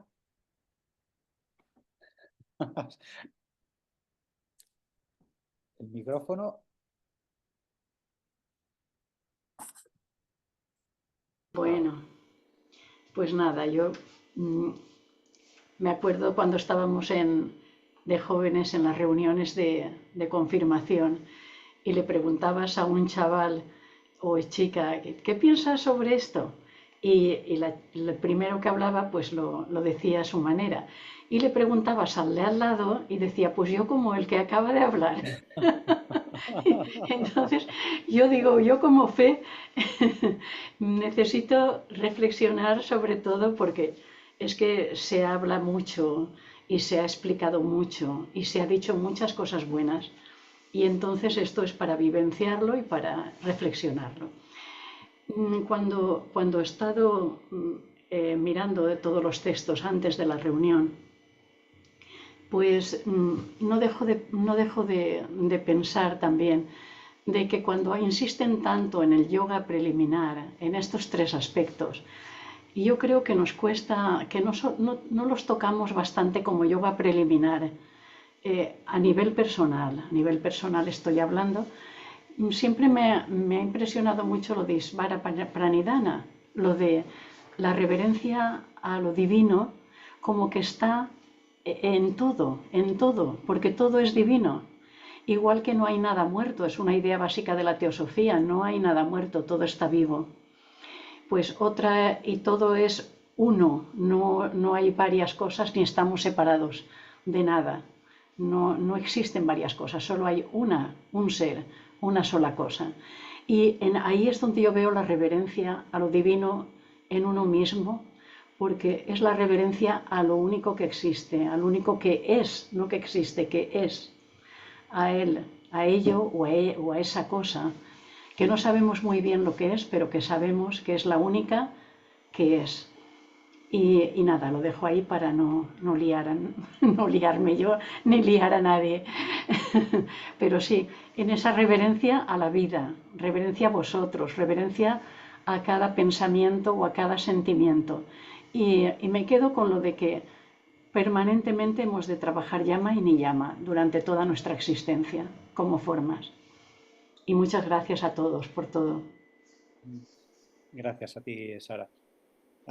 Como bien dices, ¿no? En hay veces que muchos textos que leemos, o al menos a mí me pasa que encuentras con párrafos que solamente ese párrafo es para estar ya reflexionando sobre él, interiorizarlo y que dices, madre mía, si solo con que en esta existencia fuera capaz de poner en práctica lo que dice este párrafo, es que ya hubiera merecido la pena. Entonces, como decís, y es muy importante, reflexión, os lo decía antes el texto, ¿no? No podemos estar leyendo todo el día, pero podemos estar reflexionando profundamente todo el día, ¿no?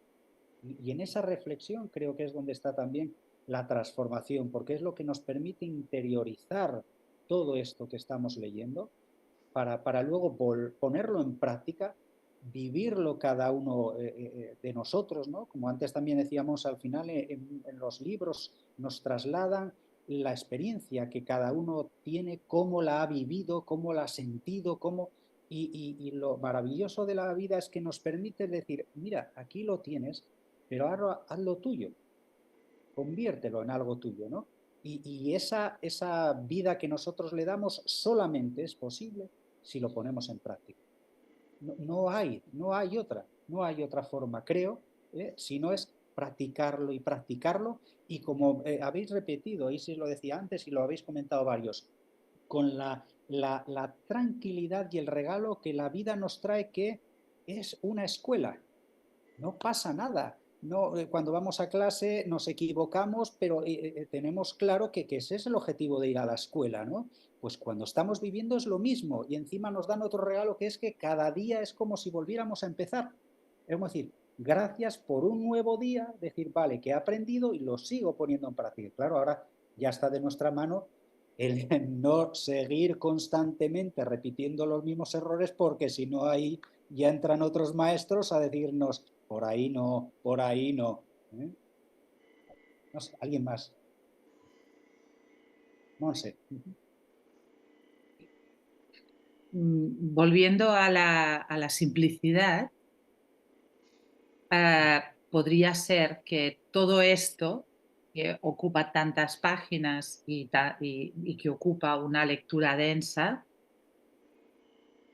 se pudiera resumir en conseguir un estado de presencia,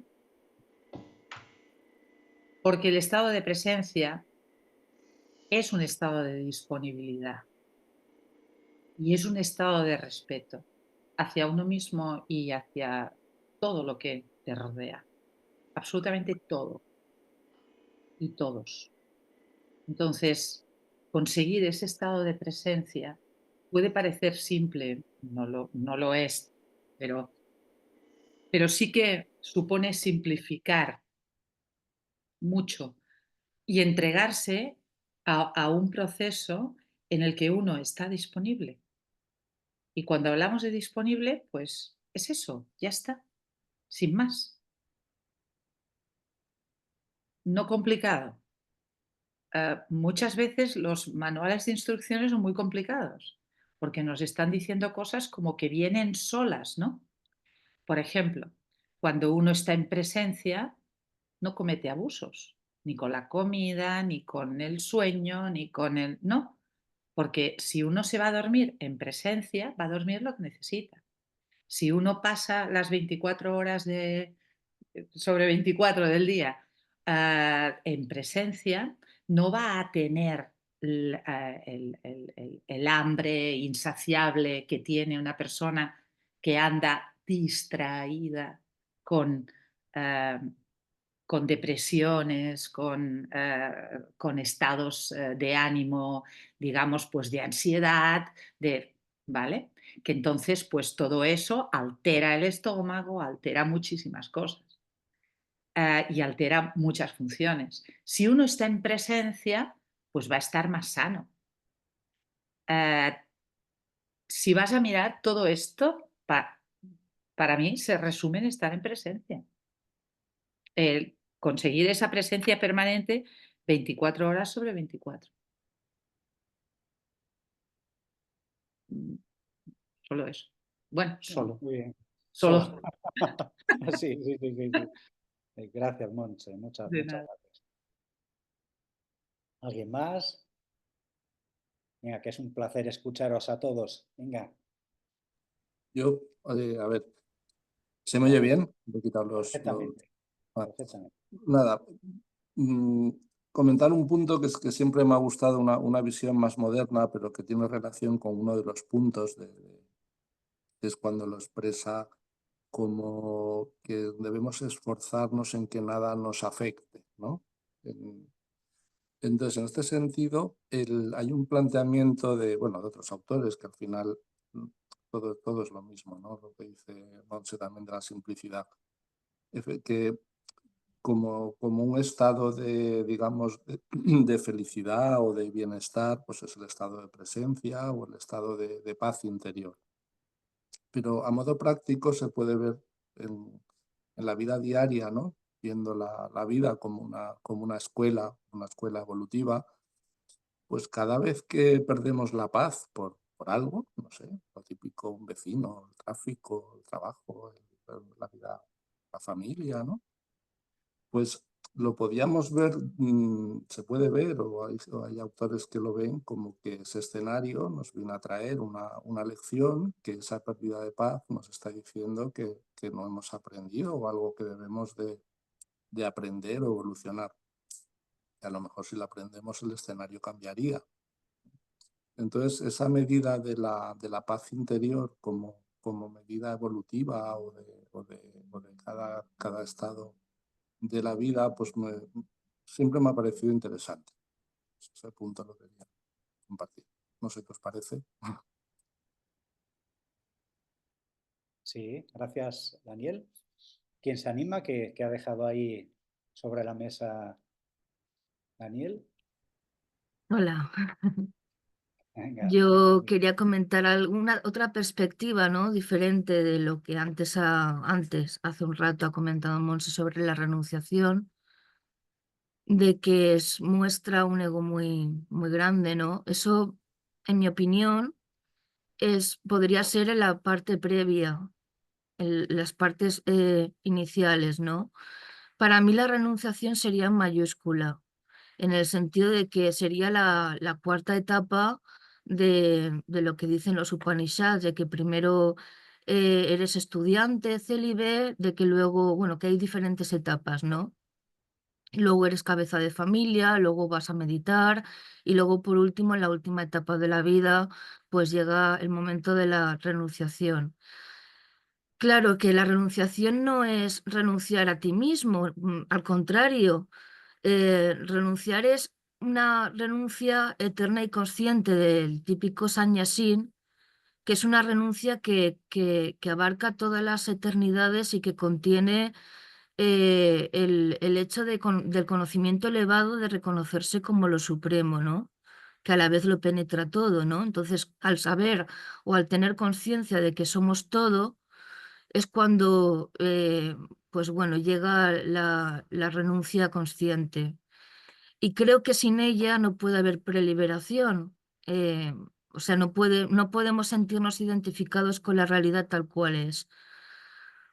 Pero bueno, esa es mi perspectiva particular y bueno, creo que sí que hay unas cualidades, unas virtudes en las que se puede meditar y que al final eso es lo que se alcanza, lo que alcanza el Purusha, ¿no? El Ser Supremo. Bueno, podría decir esto, ¿no? Podría decir también que al final lo que se contempla es la unidad de los dioses y eso es lo que da lugar a la frase de la soledad trascendental.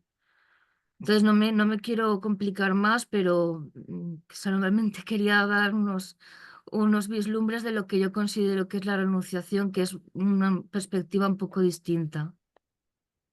Muy bien, pues nada, muchas gracias, Elena. Y bueno, ya tengo a la familia aquí que ya estaban haciéndome ya gestos, ¿eh? Agradeceros el cambio de horario, como os dije al principio, agradeceros inmensamente vuestras aportaciones, que es lo que le da sentido a todo esto. Y bueno, pues prontito ya volvemos a vernos en la siguiente reunión, ya dentro de un mes. Ahí ya seguiremos en esa hoja de ruta y entraremos ya en la parte del conocimiento de sí mismo y empezaremos por lo que es el cuerpo físico para purificar y transformar el cuerpo físico. Y bueno, a partir de ahí, simplemente nada más que podamos, aquí me ayuda mucho Elena a preparar lo que es el vídeo y poder enviároslo y os pasaremos también la presentación y todos los textos que hemos utilizado de referencia. Pues nada, muchas gracias a todos, que tengáis buen fin de semana y nos vemos pronto. Gracias. Gracias. Gracias a vosotros. Gracias.